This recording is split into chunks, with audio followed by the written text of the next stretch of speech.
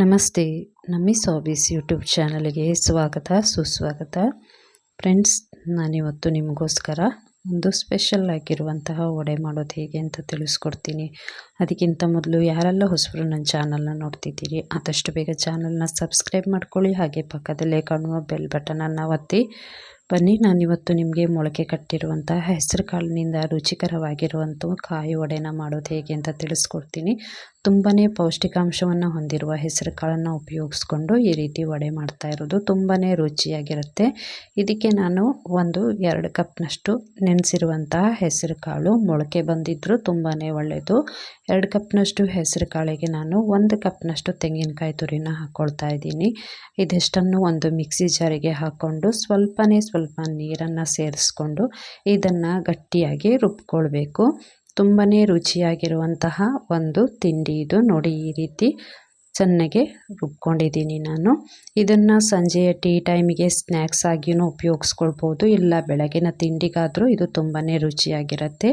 ಈಗ ಒಂದು ಪಾತ್ರೆನ ತಗೊಂಡು ಅದಕ್ಕೆ ಈಗ ನಾವು ರುಬ್ಬಿರುವಂತಹ ಹೆಸರು ಕಾಳಿನ ಮಿಶ್ರಣವನ್ನು ಇದಕ್ಕೆ ಹಾಕ್ಕೊಳ್ಳೋಣ. ನಂತರ ನಾವು ಇದಕ್ಕೆ ರುಚಿಗೆ ತಕ್ಕಷ್ಟು ಉಪ್ಪನ್ನು ಸೇರಿಸ್ಕೊಂಡು 1 ಸ್ಪೂನಷ್ಟು ಅರಿಶಿನ ಪುಡಿನ ಹಾಕ್ಕೊಳ್ತಾ ಇದ್ದೀನಿ. ಒಂದು ಸಣ್ಣ ಚಮಚದಲ್ಲಿ 1 ಚಮಚದಷ್ಟು. ಹಾಗೆ ನಾನು ಈಗ 2 ರಿಂದ 3 ಕಪ್ನಷ್ಟು ಅಕ್ಕಿ ಹಿಟ್ಟನ್ನು ಹಾಕ್ಕೊಳ್ತಾ ಇದ್ದೀನಿ. ಈಗ 2 ಕಪ್ನಷ್ಟು ಅಕ್ಕಿ ಹಿಟ್ಟನ್ನು ಹಾಕ್ಕೊಂಡು ಚೆನ್ನಾಗಿ ಇದನ್ನು ಮಿಕ್ಸ್ ಮಾಡ್ಕೊಳ್ತಾ ಇದ್ದೀನಿ. ಬೇಕಿದ್ದರೆ ಇನ್ನೊಂದು ಕಪ್ನಷ್ಟು ಅಕ್ಕಿ ಹಿಟ್ಟನ್ನು ಇದಕ್ಕೆ ಸೇರಿಸ್ಕೊಳ್ಬೋದು. ನಂತರ ಅಕ್ಕಿ ಹಿಟ್ಟು ಹಾಕಿದ ನಂತರ ಈ ಮಿಶ್ರಣವನ್ನು ಚೆನ್ನಾಗಿ ಮಿಕ್ಸ್ ಮಾಡಿಕೊಂಡು ಗಟ್ಟಿಯಾಗಿ ಹಿಟ್ಟನ್ನು ಕಲಿಸ್ಕೊಳ್ಳೋಣ. ಈಗ ಇದಕ್ಕೆ ನಾನು ಸ್ವಲ್ಪ ಕರಿಬೇವಿನ ಸೊಪ್ಪನ್ನು ಹಾಗೆ ಸ್ವಲ್ಪ ಜೀರಿಗೆನ ಇದಕ್ಕೆ ಸೇರಿಸಿ ಚೆನ್ನಾಗಿ ಮಿಕ್ಸ್ ಮಾಡ್ಕೊಳ್ತಾ ಇದ್ದೀನಿ. ತುಂಬಾ ರುಚಿಯಾಗಿರುವಂತಹ ತಿಂಡಿ ಇದು. ಆರೋಗ್ಯಕ್ಕೂ ಹೆಸರು ಕಾಳು ತುಂಬಾ ಒಳ್ಳೆಯದು.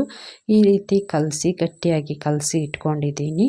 ಈ ರೀತಿ ಸಣ್ಣ ಸಣ್ಣ ಉಂಡೆಗಳನ್ನಾಗಿ ಮಾಡಿ ಇದನ್ನು ಇಟ್ಕೊಳ್ಳೋಣ. ಇದು ಚಟ್ನಿ ಅಥವಾ ಸಾಂಬಾರ್ ಜೊತೆಗೂ ತಿನ್ಬೋದು, ಇಲ್ಲ ಹಾಗೇನೂ ಕೂಡ ತಿನ್ಬೋದು. ಇದು ನೋಡಿ, ಈ ರೀತಿ ಸಣ್ಣ ಸಣ್ಣ ಉಂಡೆಗಳನ್ನಾಗಿ ಮಾಡಿಟ್ಕೊಂಡಿದ್ದೀನಿ. ಇದನ್ನು ಈಗ ಸಣ್ಣದಾಗಿ ನಾವು ಒಂದು ಪ್ಲಾಸ್ಟಿಕ್ ಕವರ್ ಅಥವಾ ಬಿಳಿಯ ತೆಳುವಿನ ಬಟ್ಟೆ ಮೇಲೂ ಸಹ ಇದನ್ನು ಮಾಡ್ಬೋದು. ಈ ರೀತಿ ಪ್ಲಾಸ್ಟಿಕ್ ಕವರಿಗೆ ಸ್ವಲ್ಪ ಎಣ್ಣೆನ ಹಾಕ್ಕೊಂಡು ನಂತರ ಇದರ ಮೇಲೆ ಉಂಡೆಗಳನ್ನು ಇಟ್ಟು ಕೈಯಲ್ಲಿ ತಟ್ಟಿ ಇದನ್ನು ಕಾದ ಎಣ್ಣೆಗೆ ಹಾಕಿ ಗರಿಯಾಗಿ ಕರ್ಕೊಳ್ಬೋದು.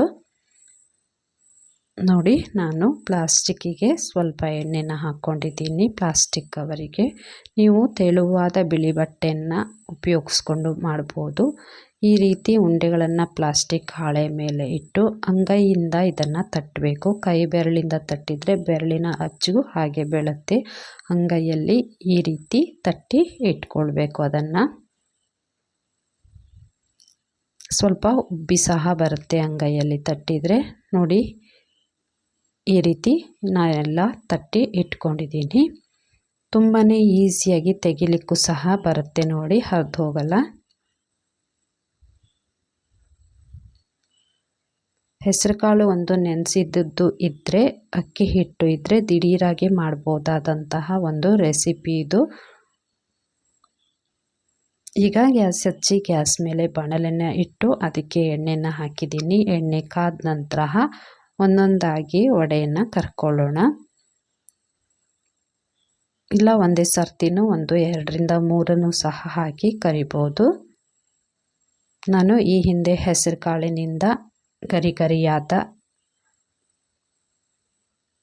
ವಡೆನ ಸಹ ಮಾಡಿದ್ದೀನಿ. ಅದರ ವಿಡಿಯೋನೂ ಸಹ ಅಪ್ಲೋಡ್ ಮಾಡಿದ್ದೀನಿ. ಹಾಗೆ ಹೆಸರು ಕಾಳಿನ ಪರೋಟ, ಇನ್ನು ಹೆಸರು ಕಾಳಿನ ಸಾಂಬಾರು, ಅದ್ರ ಜೊತೆಗೆ ಹೆಸರು ಕಾಳಿನ ವಿವಿಧ ಬಗೆಯ ಖಾದ್ಯಗಳನ್ನು ಸಹ ವಿಡಿಯೋನ ಅಪ್ಲೋಡ್ ಮಾಡಿದ್ದೀನಿ. ನೀವು ನೋಡದೇ ಇದ್ದರೆ ಡಿಸ್ಕ್ರಿಪ್ಷನಲ್ಲಿ ಅದರ ಲಿಂಕನ್ನು ಹಾಕಿರ್ತೀನಿ. ಒಂದು ಸರ್ತಿ ವಿಡಿಯೋನ ನೋಡಿ ರೆಸಿಪಿನ ಮಾಡಿ ನಿಮ್ಮ ಅನಿಸಿಕೆ ಅಭಿಪ್ರಾಯಗಳನ್ನು ಕಮೆಂಟ್ ಮೂಲಕ ತಿಳಿಸಿ. ಈ ವಿಡಿಯೋ ಖಂಡಿತ ನಿಮಗೆ ಇಷ್ಟ ಆಗಿದೆ ಅಂತ ಅಂದ್ಕೊಂಡಿದ್ದೀನಿ. ಇಷ್ಟ ಆದರೆ ಆದಷ್ಟು ಈ ವಿಡಿಯೋನ ಶೇರ್ ಮಾಡಿ. ಇದೇ ಪ್ರಥಮ ಬಾರಿಗೆ ಅಂತ ಅಂದ್ಕೊಂಡಿದ್ದೀನಿ. ನಾನು ಹೆಸರು ಕಾಳಿನಿಂದ ಕಾಯಿ ವಡೆನ ಮಾಡ್ತಾ ಇರೋದು. ತುಂಬಾ ರುಚಿಯಾಗಿರುತ್ತೆ. ಒಂದು ಸರ್ತಿ ಈ ರೆಸಿಪಿನ ಟ್ರೈ ಮಾಡಿ ನೋಡಿ ಈಗ ಗರಿ ಗರಿಯಾಗಿ ಬಂದಿದೆ. ಇದನ್ನು ಒಂದು ಪ್ಲೇಟಿಗೆ ಹಾಕ್ಕೊಂಡು ಚಟ್ನಿ ಜೊತೆಗೆ ತಿನ್ನಲಿಕ್ಕೆ ತುಂಬಾ ರುಚಿಯಾಗಿರುತ್ತೆ. ಬಿಸಿ ಬಿಸಿ ಆಗಿರುವಂತಹ ಹೆಸರು ಕಾಳಿನ ಕಾಯಿ ವಡೆ ರೆಡಿಯಾಗಿದೆ. ತುಂಬಾ ಸಿಂಪಲ್ಲಾಗಿ ಮಾಡ್ಬೋದು. ಈ ವಿಡಿಯೋ ಇಷ್ಟ ಆದರೆ ಕಮೆಂಟ್ ಮಾಡಿ, ಶೇರ್ ಮಾಡಿ, ಹಾಗೆ ಸಬ್ಸ್ಕ್ರೈಬ್ ಆಗಿ. Thank you.